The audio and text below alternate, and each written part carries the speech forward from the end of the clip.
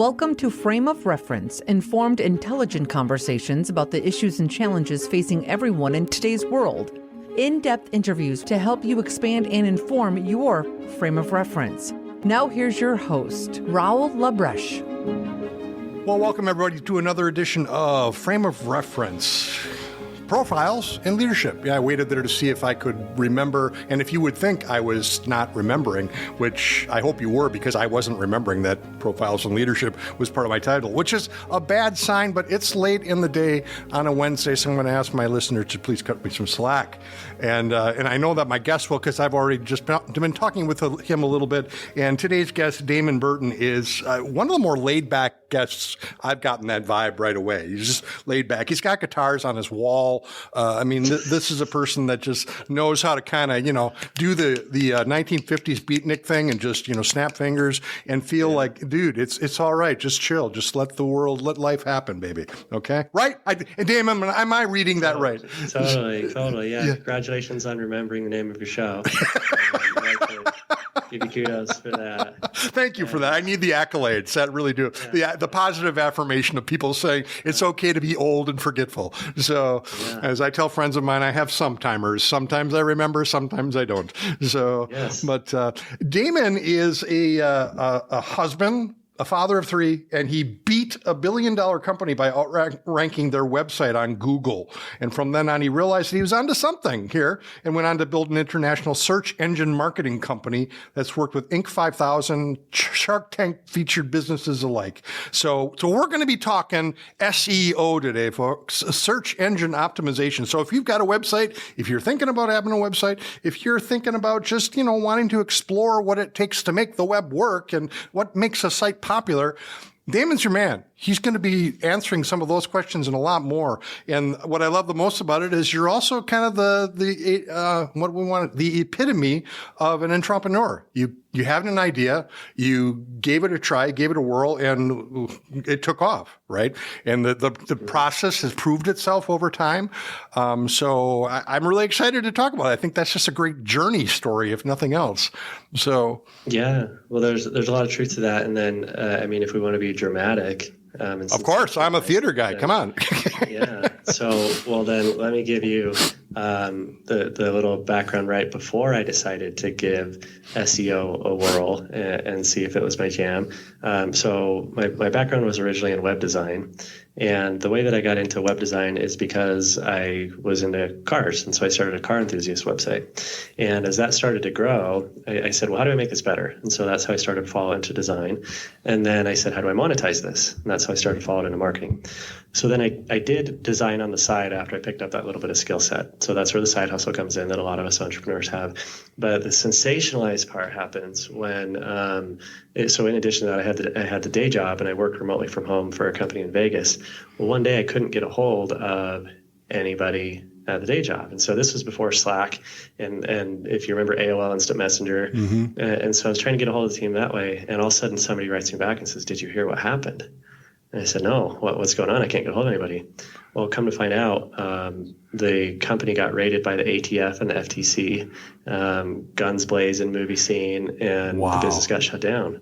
So then I had a choice to make, which was see if I still had a job. So I had three choices. See if I had a job, 2, go find a new job, or 3, bet on myself. And so that's the moment where I said, okay, let's give entrepreneurship a try. And then, the rest is history. There's a couple things in between there. But that's pretty wild. That's the classic crucible story of the bird getting just pushed out of the nest and either fly or, hit the ground and go splat, right, at that point. That's fantastic. Well, one of the things, I warned you about this ahead of time, Damon. I like to start out with a little bit of my favorite things deal. Rorschach-ian, totally. I say something, you say whatever comes to mind. If you need to retract, I'm okay with that too. Don't feel like, oh no, blue, I don't like blue, I like red. That's totally fine. There's no, censorship either way. All right. So, but I'll try to make this as fun as possible. It's an opportunity for you and I to find out more about each other. So, because I'll pipe in too. So how about your favorite comfort food? That's a Pandora's box, because I got an autoimmune condition a couple of years ago that's put me on a roller coaster of what I can and can't have. So my favorite food is anything that I can eat that tastes good and doesn't hurt me. That's sounds like that's a pretty high bar, though, actually, for you to have to get through. So, so my wife has immune disorders of that nature too, autoimmune things. Hers tend to be more, just physical incapacitation on things, but her joints are being attacked, by one particular thing. So it's autoimmune disorders are a lot more prevalent than I think most people realize. So, and I'm sorry, if I had found out that I had a disorder that said, okay, can't have any more pizza or something, I'd be like, what? So, that's what happened. Yeah. How about your favorite book? There's two that come to mind because they had a big impact on my business velocity. I was reading 4 Hour Workweek and E-Myth Revisited in a similar time frame, and I think the combination of those two is why I always think about it. Because if you're familiar with them, E-Myth Revisited tells you how to build a business that's dependent on processes and not people, so you don't lose the talent as they come and go.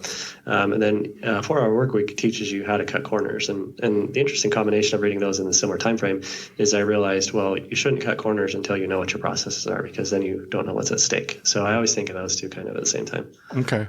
So really fundamental principles that you were able to apply to just about any business, right? So fantastic. How about, do you have a favorite, let's kind of simply, do you have a favorite bird? I know nothing about birds now. Nothing, not even a raven or a crow or a pigeon. So maybe. The colors of them and the general shapes. Okay. No ornithology from you. Okay. That's fine. Do you have a favorite guitar? We're going to put you on the spot here now. Of those two guitars, is there a favorite? I have to give the story of the guitar. That's okay. You know the answer to this. That's okay. No one else does. It's okay. I'll pretend it's brand new to me too. Okay. So I have guitars in the background if you're listening to this just on audio. And so what happened was I've always enjoyed music and followed it into radio. So I did on-air radio for nearly a decade. And when the pandemic hit, I thought, okay, maybe this is an opportunity for things to slow down, and I'm going to pick up the guitar. And so I purchased guitars and was ready to rock and roll. And then business just shot up literally within a week. So I bought the guitars, the second week of March 2020, when everybody went, well, something's happening this week. And then I had like one client cancel, and I said, okay, maybe this is a sign of something to come. And then about 4 days later, business just started doubling. And so I had about a 4-day window to learn guitar, and it just didn't happen. And they're back there sitting there, dude, we're still waiting. So whenever you feel like doing it, we're here to play with you. Okay. You have a tuner too, right? You don't have you can't even. I'll pick them up and I'll tune them, and then I'll strum for 10 minutes and then they go back. Hey, that's better than some people do. Mine haven't been tuned in a while, and I got a lot of excuses and no good ones. How about, do you have a favorite quote, Damon? I could probably give an answer on that one, yeah. Grant Cardone said, and I'm not like a diehard Grant Cardone fan, but he had a quote that I found interesting, and it is along the lines of, pay the price today so you can pay any price tomorrow. And so I remember in my early entrepreneur days, so I've had the agency for 17 years, and I've also been married for 17 years. So I've been with my wife for 20 years. And so we waited 5 years before we had kids. And so I had like this year or two window of having already been married, but not having kids yet, but the business started. And so I remember thinking back to that time frame before I heard the quote, thinking that similar concept where it's like, I need to really put in the time now so I don't have to later. And so when I heard that quote years later, it really resonated to me about the choices I made early in entrepreneurship to kind of pay that sacrifice to buy the freedom later. Sure. Isn't it interesting, too, as we look back on our lives and you see things that at the time, this has been my experience, at least, that you look back and think, boy, that was really hard at the time. But now having all that, time afterwards, that was really important that I went through that. I'm really, you start to embrace those things, I think, in some ways. So I was going to add on what you just said. Yeah, is that you do it long enough and it actually becomes appealing. And so when you run into these struggles, you're like, cool, there's something on the other side of this. Yeah, very much so. How about, do you have a favorite sweater or a favorite piece of clothing that just when you put it on, or you need lucky slippers, that kind of thing? So,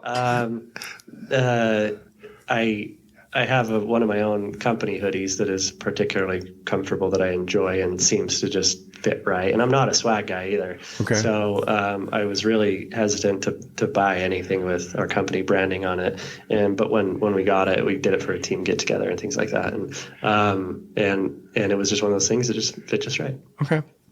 Do you have let's talk mode of transportation. Do you have a favorite type of transportation that you like to, if you have an opportunity to do this or another kind, that you would always go, I'll take the boat or whatever? I'll be probably biased on this one because historically, in general, I don't have favorites, Raul. Okay. So you just take life as it happens. I get it. So, but I can give an answer to this one because over the years, as I was fortunate to establish some reasonable success, I've never really been a materialistic guy. So all the money's kind of gone back into the company, or it's gone into what I call memories and legacy. And so it always goes back into what are opportunities for my wife and kids. And so we travel a lot, and we bought a pool for the kids and things like that. So I've never really rewarded myself. And so over the years, you go through the thoughts of, well, if I were to reward myself, what do I really care about? And so I went through the however long time frame, almost seemed like a mini midlife crisis of, do I buy a watch that I don't really care for? Like something inside tells me I need to buy a Rolex. Yeah, I just need more stuff. Yeah, good stuff. Yeah. So I finally settled on a car, and so I just recently bought an Audi R8, and so that's been fun to drive, and the kids enjoy it. And what I enjoy most about since acquiring the car that was unexpected is the conversations that it invites. And so you get these people that will literally come up to you at gas stations and stoplights without words and saying, this is my favorite car, but I've never seen one in real life.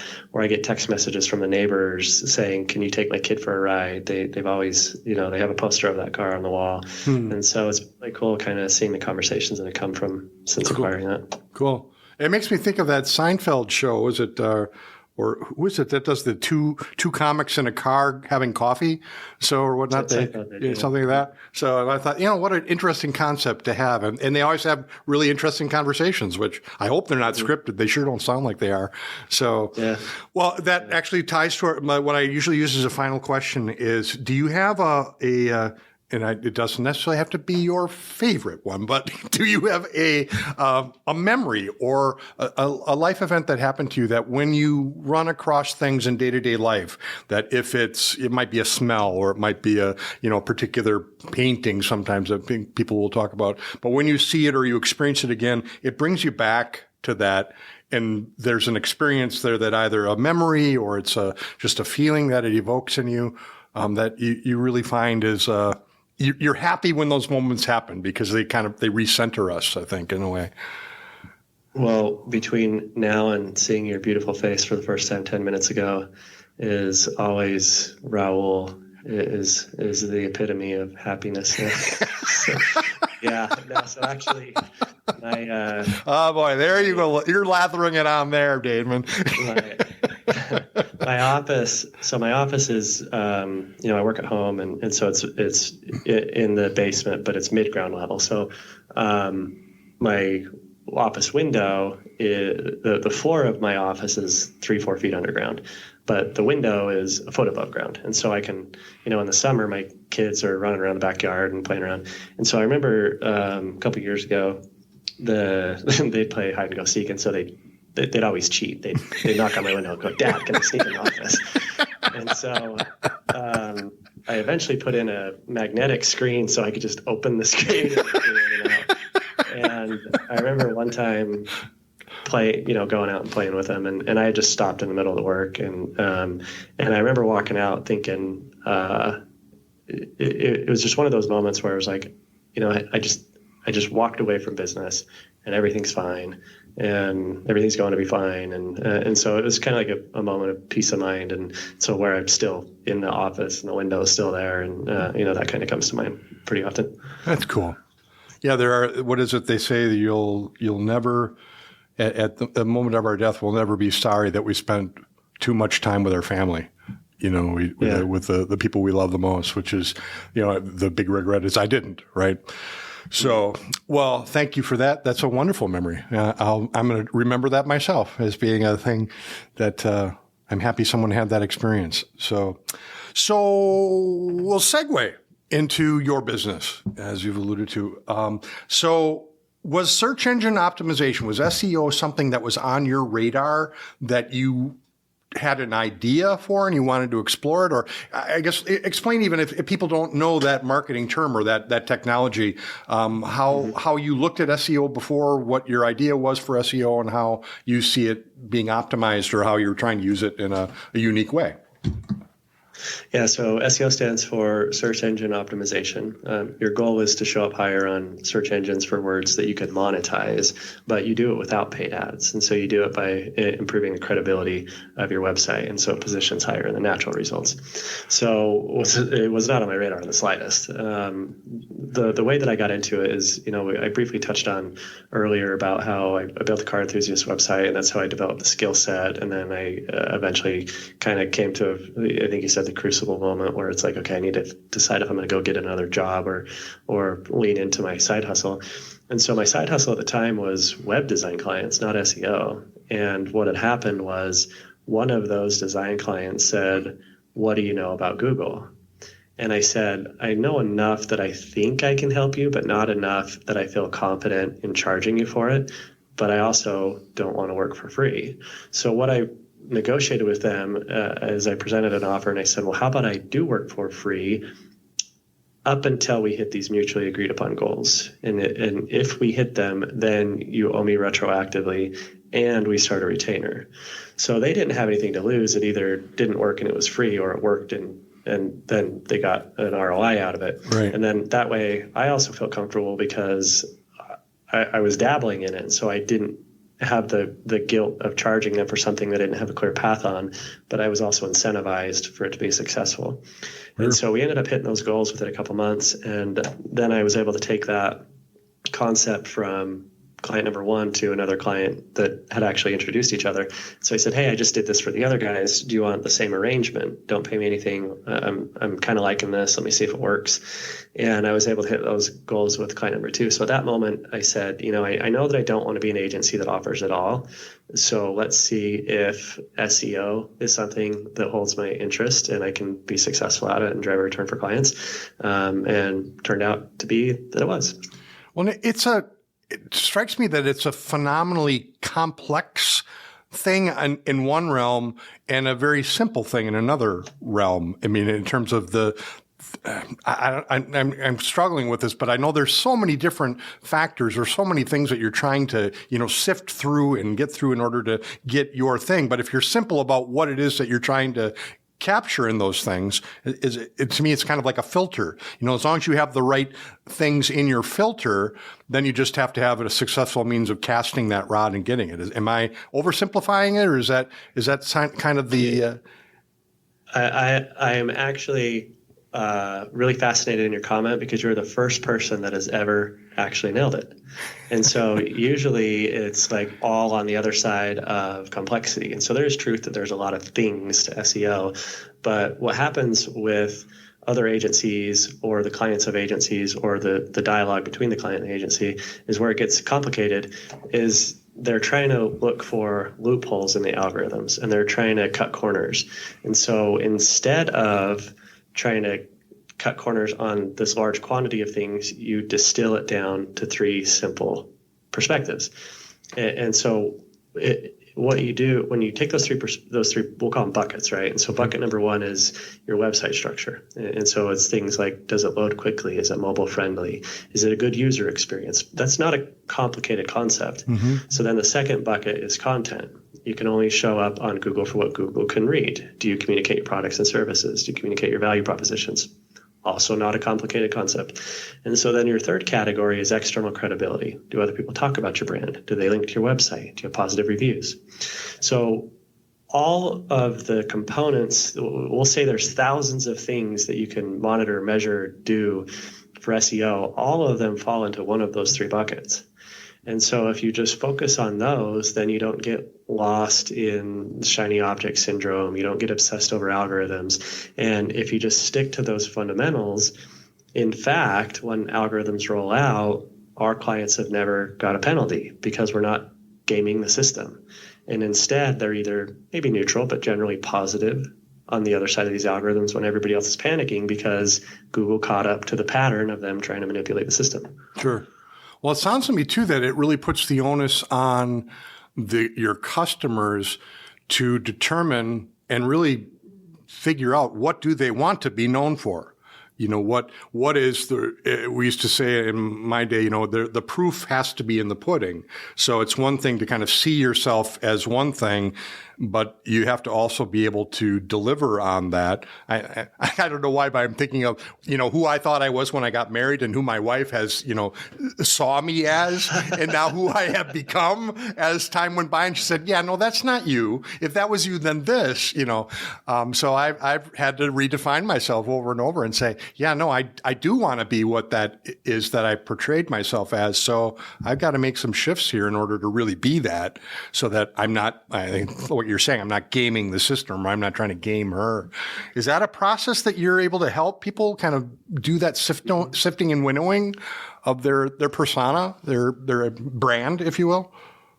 Yeah, so it's a little bit of both on the client side and then the agency side. So ideally, on the client side, they have enough clarity in the product or service that they offer that they can go, hey, SEO is a long-term play, so I'm confident enough in the general path that I can commit to that long-term time frame and not pivot later and waste all that time in between. Okay. Now, do you have to have it perfected? No. You should have a proof of concept, and then the SEO agency should be able to go, okay, cool, well, now we can take and reverse engineer the competition. And so you can then look at, there's all sorts of tools out there that go, what are your customers asking about Google already about this product or service? So then you start to align the gap between the buyer intent and the pain points they have and the product and service that you offer. So you should have some clarity on what you either want. Like you said, you know, you're kind of future pacing yourself. What do you ultimately want to be known for, or what can you ultimately monetize the most in the long term? And then that's where the agency can go, okay, cool. Now that I know what your vision is, then I can align everything else in between. Is there a process in there at all where I guess I'll call it a gut check, where you say, okay, this is what you're trying to, get into, but is that really who you are? Yeah, I mean, that happens all the time. So like when we start digging into the data, what I tell clients is we try to remove the emotions. So my job is not to tell you the target or phrase that you can monetize that feels good. Mine is my job is to drive a return for you. And often I have to tell you you're wrong. And part of that is, because the data over here says no. And I can actually give you an example. So one of our first clients who's still with us, it's one of those two clients I mentioned. So they've still been with us for 17 years. And it's an electronics manufacturing company. Okay. And so before we started working with them, they do printed circuit board assembly. So the keyword is assembly at the end, because you can have printed circuit board companies and then there's assembly companies. And what the difference is one of them makes the circuit boards. Okay. So, for the layman's term, it looks like a big microchip kind of thing, and they go into electronics. Now, what was happening before they came to us is they were spending 80% of their budget on targeting printed circuit boards. They don't sell printed circuit boards. Somebody else makes them, delivers it to them, and then they do what's called the final product assembly, final box assembly. And so they were spending 80% of their budget, 80% of their time on something they literally don't even offer. But it really makes sense why they thought they should target that. Right. And so what you want to do is look at it and go, okay, we don't want the thing that has the most volume. We want the thing that has the most relevance. And then if it also has high volume, then that's just the bonus. So do you ultimately want 7 in 10 visitors to buy your thing, or 1 in 10,000? I want the 7. Right. It's kind of an 80-20 principle, isn't it? That you do need to spend, the 80% of your time on the 20% that's really profitable. So kind of thing, instead of the other way around, which is kind of, this big net that's all, well, we could be this and we could be that, we could be the other thing. And it's like, yeah, but that's irrelevant. That's not you. And that's taking time and energy away from stuff that is you. So how do you do that? I mean, how does one of the things we have here is how do I build a multi-million-dollar business without any advertising, which does seem like total, that's like heresy, right? I mean, there are probably, if there's advertising people listening, they're going, you're an idiot, kind of thing, right? I mean, it's just. Yeah. Well, that opens up a different topic. So, ironically, for running a marketing agency, we don't do any marketing ourselves. And so we do the basics of the product that we offer to ourselves, but I'll tell you why we don't do it aggressively. So, as an SEO agency, the last thing I want to rank for on Google is the word SEO. And the reason why is just what we talked about, the printed circuit board assembly example, because there's two problems with an SEO agency trying to target the word SEO. One is that SEO, what? Are you trying to learn it? Are you trying to hire an agency? Are you trying to DIY, done for you, whatever, right? There's a million different unqualified sources of leads related to the word SEO. And that's not where I want to spend my time on unqualified leads. The other reason is probably 99% of people searching the word SEO are other SEO companies trying to rank for SEO, seeing if they rank for SEO. And so I don't want to show up for these other agencies. So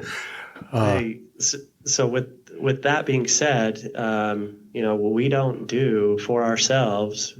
We don't do anything. So I don't have an email list.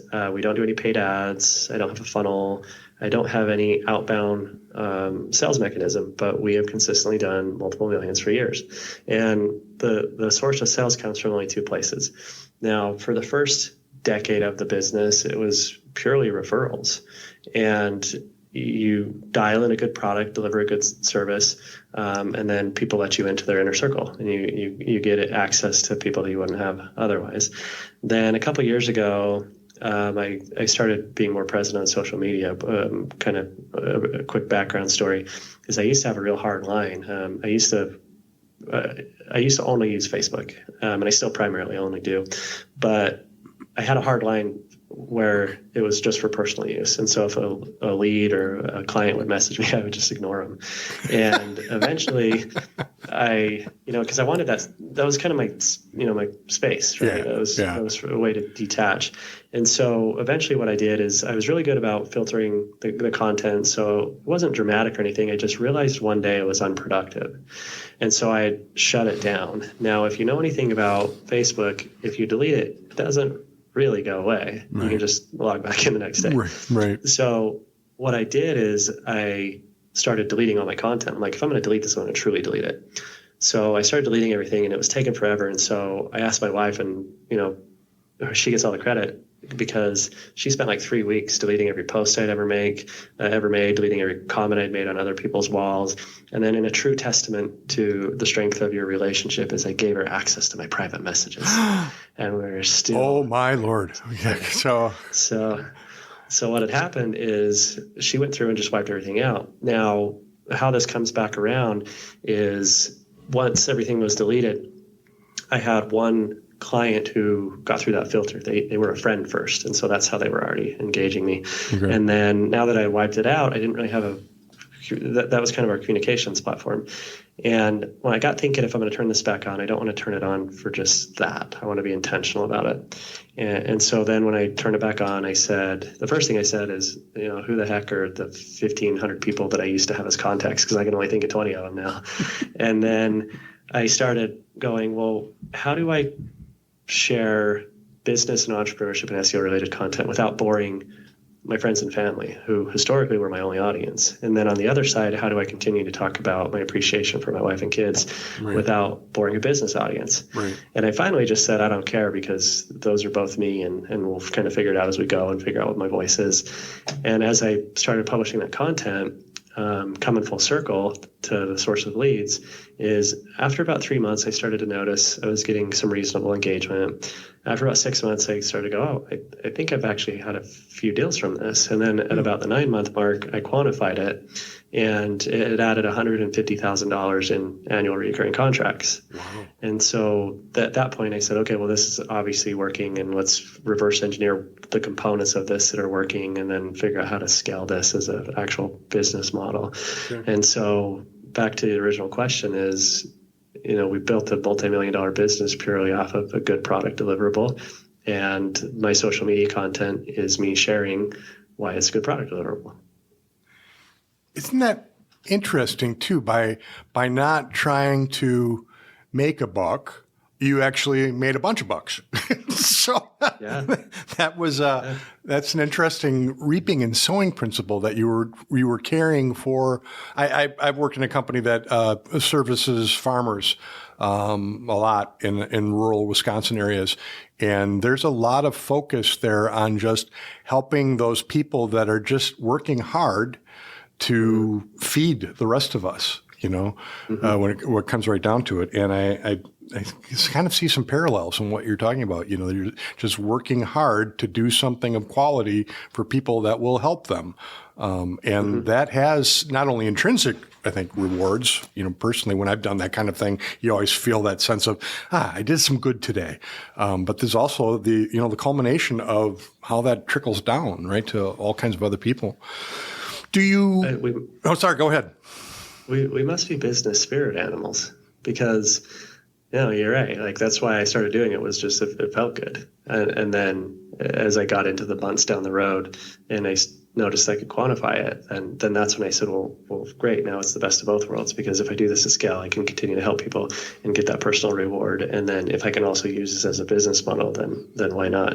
Great example is this morning I did a 2-hour presentation. So my contractual rate is $1,000 an hour. So if you want to hire me as a consultant, I charge $1,000. But I do presentations for free all the time, because I enjoy helping other aspiring entrepreneurs. I enjoy helping, newbie businesses become established businesses, and there's a personal reward factor. And so I think it's important for entrepreneurs to kind of look at that parallel, or that juxtaposition, because I think sometimes we get stuck if it's like one or the other. Like, I need to be the cheap guy, or I need to be the expensive guy. And you can be whatever it is as long as you define the context. So for me, I'm the really expensive guy, unless I want to help you because I think you won't waste my time. Interesting. So I keep thinking of this question, and I'm not sure I'm going to ask it the way it really is inside of me. But here I'm going to go. I'm going to dive in here. Is there an attitude shift or a character shift that you think needs to happen in businesses that are not performing as well as they potentially could, by adopting more of a methodology that you're trying to build with your clients? Is there do we have to let go of something that is so entrenched in, contemporary American capitalism, in the free enterprise system? Do we have to let go of some, widely held and deeply held, maxim or, belief in order to make this work? Does that make sense? I think directly, there's a different answer for directly and a different answer for indirectly. So is there something very specific for us to false belief to shed? I think that depends. I don't think there's a universal one, but indirectly, probably something, because the majority of us think, especially when you're newer in entrepreneurship, you always think you have to be this mega company or follow the mega company's ways or somebody's ways, right? You follow somebody online, and so but where the gap in between is the person you follow online, the reason why they're successful is not because they do the same thing that the other person does, is because they were dramatically different than everybody else, which rose them to the spotlight. And so I think there's that middle ground where we see the success and we misinterpret how they got there. The misinterpretation is that we need to copy them, when instead it's we need to do the opposite. We need to do whatever our unique value proposition is, or our unique story is, or, my model is probably the worst idea for somebody else, right? And so it's like, just because I'm saying it works for me doesn't mean you should drop everything and go follow it. And that's probably what a lot of us do too often, is try too many other people's things instead of trying to figure out what your thing is. Is there a process or a method that you try to use with people so that they can, I think of Shakespeare, to thine own self be true, to help a person figure out what that self is and how to be true to it? The answer, as best as I could generalize, is probably in the question itself. Is the key word is truth. I think probably one of the clearest things that an entrepreneur can do, and not only in business but in personal life, is just be truthful to yourself. I mean, every time I've had the biggest growth professionally and personally is when I called myself out.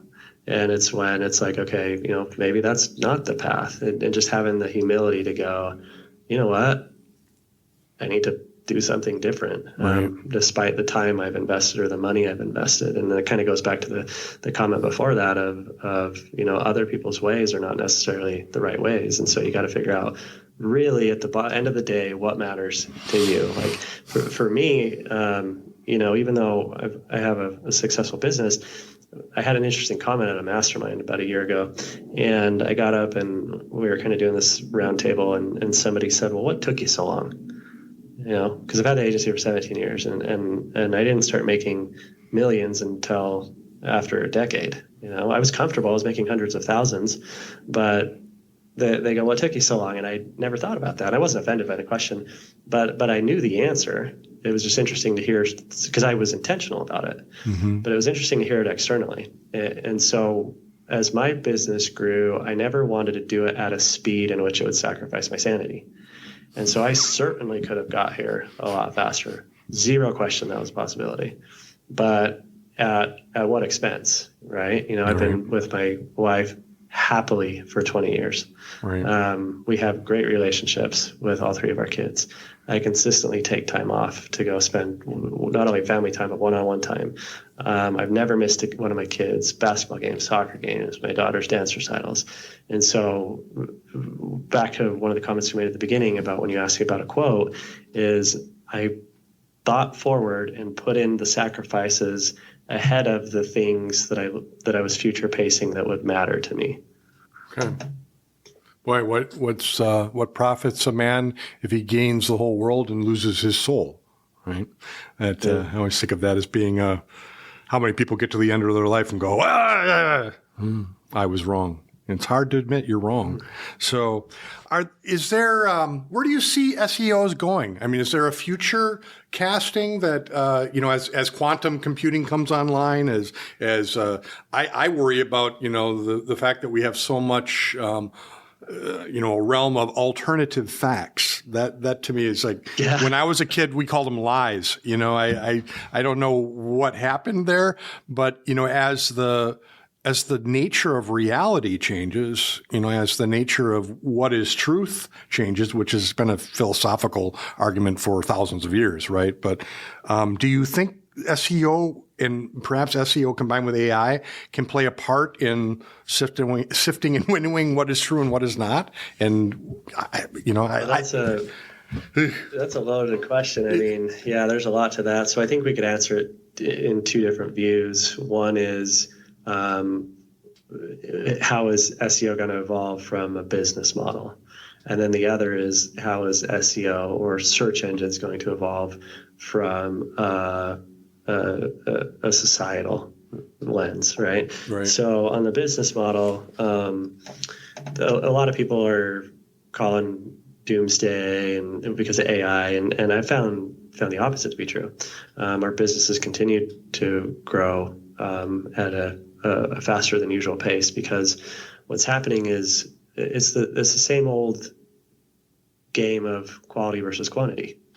And so what's happening with AI is you can certainly produce SEO, quote unquote assets at a more rapid scale but at the cost of what quality? And then the next argument I'm going to hear from somebody is, well, yeah, if you do it right, you shouldn't know the difference. Well, I think every piece of content that somebody's given me that they claim to be quality AI, I can still tell the difference. And so, you got to understand that there's a different level of expertise in who's looking at these content pieces.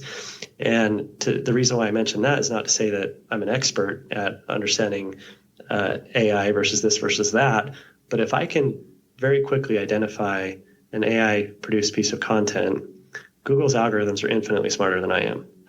And so we kind of did a little A/B test where we said we kind of crowdsourced the piece of content because I was curious to see what types of input I would get. And we're consistently seeing the quantity of AI-produced content increase in these crowdsourced piece of content. And I can tell this by patterns. And so one example is I asked an audience, I said, hey, we have a client that works in a depression therapy medical space. And we want to do a crowdsourced piece of content on this very specific topic related to depression therapy. And so I said, if you want to be featured, send me your best piece of content on it. And out of the 5 pieces of content that I got, without even running any sort of checking tool, just at a first view glance, I could see the patterns in the bullet points from 5 different people who ran 5 different AI prompts who, quote unquote, did quality control 5 different ways. And I could immediately see the patterns. And so none of them knew the other person's submission or anything like that. And so I think the difference in, so then one of the next rebuttals I get is, well, Google says that as long as it's value added, then they don't care if it's human created or AI created. Well, probably rule number 1 is do the opposite of everything that Google ever says, because they don't, they're in it for a business model. And so what I've found over the years is often they'll say one thing while they're positioning on the back end for another thing. Yeah. And to kind of bring this home, there was an algorithm update way back in 2011 and 2012 called Google Panda, and it focused on unique content. And there was tools out there that you could copy somebody's content and it'd swap the paragraphs and synonyms. And Google's algorithm caught on to that pattern. Well, AI in its current state is largely just a more fancy version, advanced version of those content spinners. I think the scale of AI content just caught Google off guard, but I think they're going to close that gap and come out with, an algorithm 2.0 on that, and we'll see a big reckoning on AI content. And I could add a different perspective. I'll take a kind of breather, though, on the value of human elements in storytelling. Well, I think part of what I'm getting at, too, it got clarified for me as you talked, which is a good thing, is I worry that SEO in the wrong hands becomes a tool for concretizing or solidifying or entrenching confirmational biases, which are, I think, inherently bad. I don't good and evil bad, but just bad from the standpoint of a confirmational bias, if left unchallenged, if left unbroken, or at least cracked open, shuts us down from way too much. Now are there biases that are justified? Of course. Are there biases that have been proven to be correct or good things to be biased about? Not walking around naked through dangerous neighborhoods or whatnot. Yeah, of course. But that's a good bias to have. I'm not going to do that. It's not safe. But there are also ones that are being fed by, the trolls of our society that I wonder sometimes if SEOs could be used as that same kind of tool to just entrench people even further. Do you think that's a real possibility? And if it is there a way to break that cycle so that if we aren't getting too entrenched, that the search engine optimization would come in and say, well, but there's also this, and, keep you from getting to the point where you're, immovable? Yeah, well, it already exists, and it has for a while. Yeah. So the first answer is from a business model, and then this is from the societal view. And so it's already existed because, my goal as an SEO is different than, these shady guys that we're talking about, and I'll explain the difference. So my goal as an SEO is to work with good businesses with good products and services, and then I can emphasize why they're good. Now, other SEOs, whether it's politics or religion or geopolitical things, they can use the same structural and tactical things that are used from a business model to also spread whatever information they want to spread. Now, there's really like a minor scale example that so people will kind of. So I think some people are going to already be aware of this and believe it, and there's going to be other people that are going to go, no, I can always tell the difference in between, and have a little bit of doubt. One example is there's clients that we'll work with that are not traditional SEO clients. And so these are what we call reputation management clients.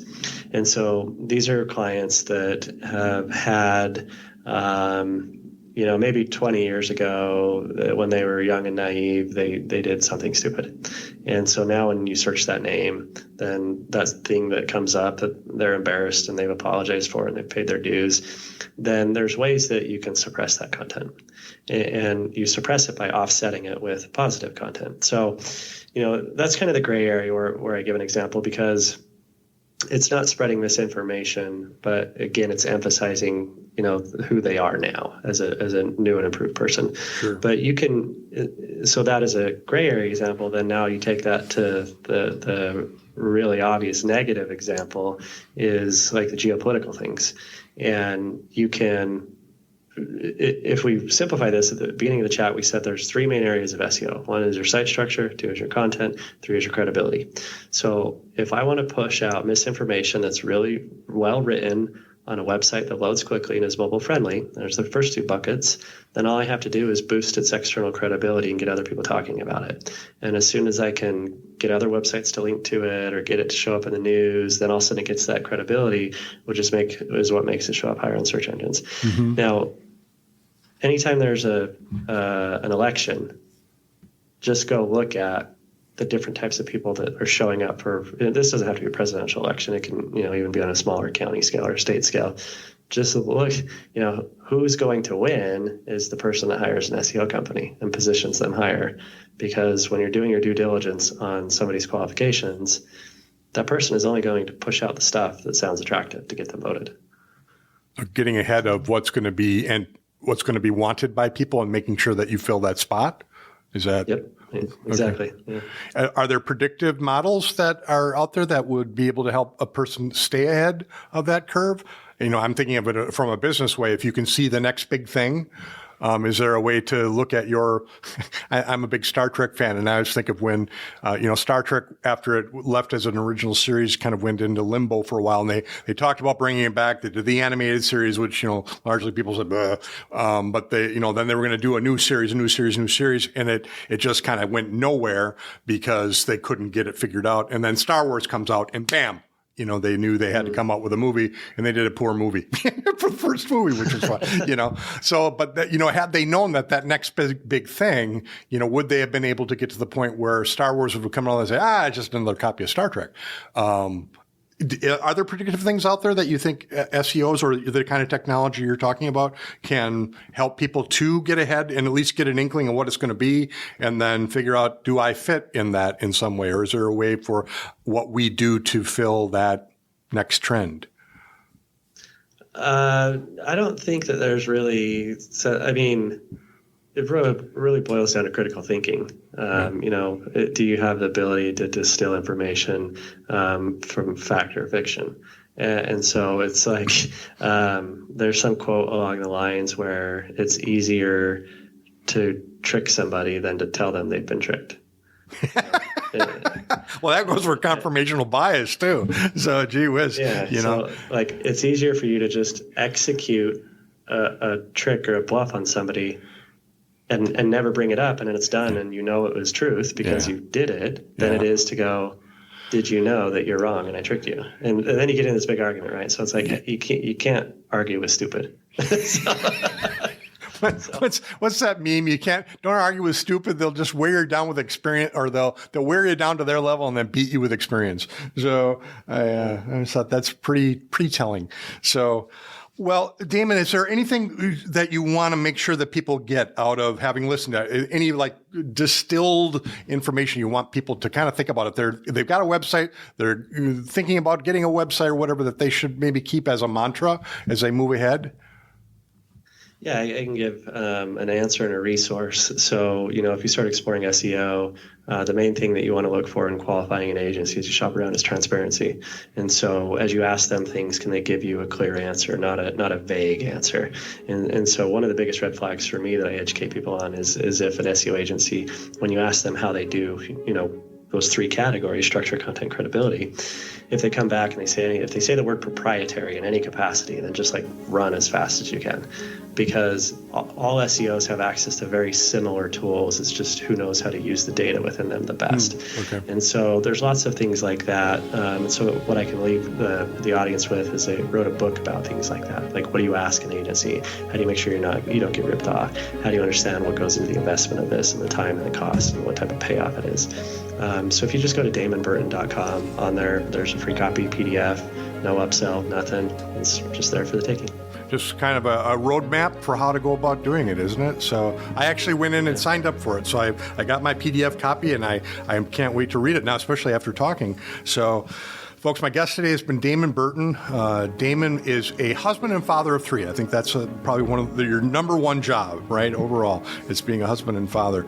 But he has a corner on the market. I'm going to say you got a corner on the market of what's a really smart way to do an SEO that is not something you hear often around these days. Not that there aren't smart SEOs, but his narrative, if you go back and want to listen again or tell friends to come listen to it with you, there are some real nuggets of just common sense. I think ultimately, Damon, is what I'm getting out of things, but there's also a sense of altruism that can be monetized, and I think I don't know that you have to have either money or happiness. You can have both, and have both a sense of doing something intrinsically good and extrinsically good at the same time. So I thank you for your time. It's been a pleasure getting to talk to you. Hopefully maybe we'll get to talk again at some point in the future. That'd be fantastic. So folks have been listening to Profiles in Leadership, otherwise known as Frame of Reference. I'm Raul LaBrush. Damon, thanks again. Hope to talk to you again sometime. Take care. Pleasure. Thank you.